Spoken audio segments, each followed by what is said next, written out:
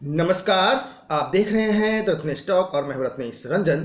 मेरे सभी सामाजिक परिवार के सदस्यों का बहुत बहुत स्वागत है। पूछेगा इतिहास भी एक दिन, धर्म का दोषी कौन था। पूछेगा इतिहास भी एक दिन, धर्म का दोषी कौन था। जब तक खुद पर ना बीती, जब तक खुद पर ना बीती, तब तक हिंदू मौन रहा, तब तक हिंदू मौन रहा। ये हमारा मौन हमारी बहनों का कत्ल करवाएगा, ये हमारा मौन हमारे बेटों का कत्ल करवाएगा, ये हमारा मौन बहनों का लह जिहाद करवाएगा, ये हमारा मौन आने वाली पीढ़ियों का कत्ल करवाएगी, ये हमारा मौन हमें आपको हम सबको गाजर मूली की तरह कटवाएगी, और ये हमारा मौन हमें वो पिंजरे में बंद मुर्गे बना करके छोड़ेगा जो अपनी बारी की प्रतीक्षा में कुकुक कुकुक कुकुक करता है और कुकुक करते हुए दाने चुगता है।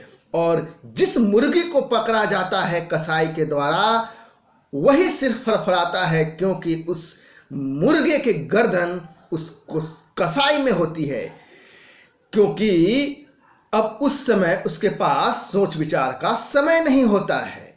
बाकी मुर्गे अपने अपने काम में बिजी हैं, अपने अपने आप को वो पीछे खींच लेते हैं पिंजरे के अंदर। क्योंकि हम तो बच गए। और यही मुर्गे वाली हाल आज के वर्तमान हिंदुओं की है, और यही मानसिकता रही तो यकीन मानिए हिंदुओं की हत्याओं का जो क्रम है वह न कभी रुका है न रुकेगा। क्योंकि आप काफिर हैं, आप काफिर थे और काफिर रहेंगे। संत समाज ने या हिंदू संगठनों ने न तो कमलेश तिवारी पर बोला, न प्रतिक्रिया दी, न ही पालघर के संतों के हत्या पे आवाज उठाई, और न ही रिंकू शर्मा के हत्या पे आवाज उठाई। यही हाल हिंदू संगठनों का भी है और संत समाज का भी है। कैसी निष्कृष्टता आ गई है। जिस भगवान राम के नाम पर मांग रहे हो, खा रहे हो, पहन रहे हो, उसके लिए कोई यदि काम करने वाला है तन मन धन से, और उसकी हत्या कर दी जाती है किसी विशेष समुदाय के द्वारा, तो आप उसका साथ छोड़ देते हो, आप चुप्पी साध लेते हो, आपके मुंह में दही जम जाती है। क्या ऐसे संत समाज का बहिष्कार नहीं होना चाहिए? क्या ऐसे संत समाज और हिंदू संगठनों को धिक्कार नहीं करना चाहिए? क्या संत समाज भी हिंदू संगठनों की तरह अपने दायित्व से मुक्त हो गया है या मुक्त समझता है? क्या संत समाज भी अंधा हो चला है? क्या संत समाज भी बहरा हो गया है, जिस तरह से हिंदू संगठन अंधा और बहरा हो गया है? तो फिर क्यों नहीं कहा जाना चाहिए कि हिंदू संगठनों के साथ साथ संत समाज भी धर्म की गद्दारी की जो प्रकाष्ठा है वहां पहुंचा हुआ है। रिंकू शर्मा हो, कमलेश तिवारी हो, प्रकाश बंधु हो, पालघर में संतों की हत्या हो, औरंगाबाद में संतों की हत्या हो, या फिर चंडीगढ़ में हो, लिस्ट काफी लंबा है। आप नाम गिनाते गिनाते थक जाएंगे।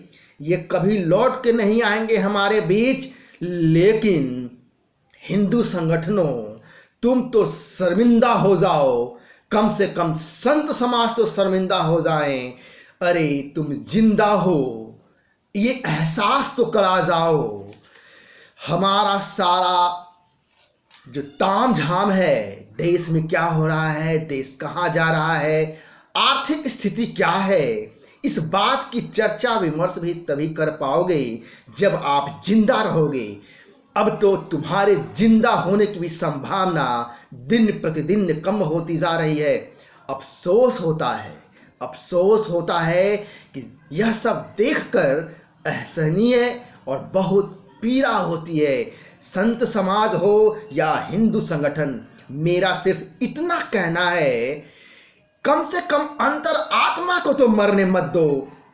नेताओं को वोट बैंक की चिंता है, नेताओं को वोट बैंक की चिंता है, लेकिन क्या संत समाज को भी वोट बैंक की चिंता है? क्या हिंदू संगठनों को भी वोट बैंक की चिंता है? तो फिर चुप्पी किस बात की है? क्या मजबूरी है? ऐसा लगता है मानो संतों की संतई छूट गई है, कहीं गुम हो गया है। ऐसा मालूम होता है, प्रतीत होता है संतों की अंतर आत्मा ही मर गई है क्या? अब ये संत भी भाईचारा का पाठ पढ़ा रहे हैं क्या? जहां चारा के रूप में हम और आप हिंदू ही कट रहे हैं, मर रहे हैं, मारे जा रहे हैं, नरसंहार किया जा रहा है। और हर रिंकू शर्मा के लिए, हर कमलेश तिवारी के लिए, हर पालघर के संतों के लिए, हर प्रकाश बंधु के लिए, ऐसे लोगों के लिए मैं मरना चाहता हूं।